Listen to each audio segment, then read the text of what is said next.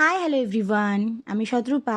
আজকে রবিবারের সকালবেলা দুপুরের মেনুটা কি হতে চলেছে আমাদের বাড়ির তার রান্নার ভিডিও তোমাদের কাছে নিয়ে এসেছি।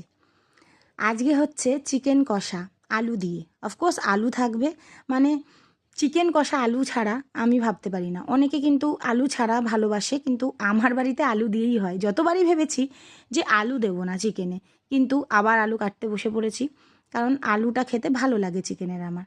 তো এরকমভাবে পেঁয়াজ আর টমেটো ঝিরিঝিরি করে কেটে নেওয়ার পরে তারপরে ওটা ভাজা হয়ে গেলে তার সঙ্গে বেসিক যে মশলাটা থাকে, যেটা চিকেনের মধ্যে আমরা ব্যবহার করি, আদা রসুন লঙ্কার পেস্ট, এছাড়াও ধনে গুঁড়ো জিরে গুঁড়ো কাশ্মীরি লাল, সেইটা, তো সেটা দিয়ে মাংসটা কষিয়ে নিচ্ছিলাম।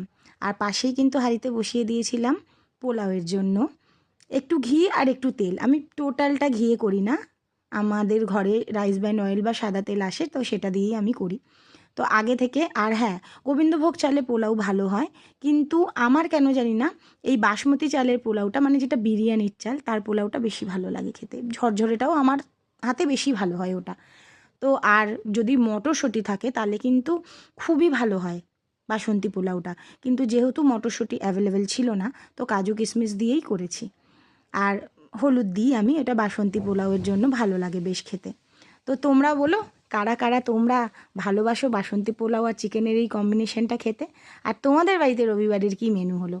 আর যদি আমার ভিডিওগুলো তোমাদের ভালো লেগে থাকে তাহলে অবশ্যই আমার চ্যানেলটাকে সাবস্ক্রাইব করে দিও, আর এরকম ভালো ভালো ভিডিও দেখে নিও।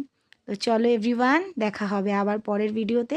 আজকের মতন টাটা, সবাই ভালো থেকো, সুস্থ থেকো, আমার ভিডিও দেখতে থেকো, আর লাইক কমেন্ট করো। টাটা।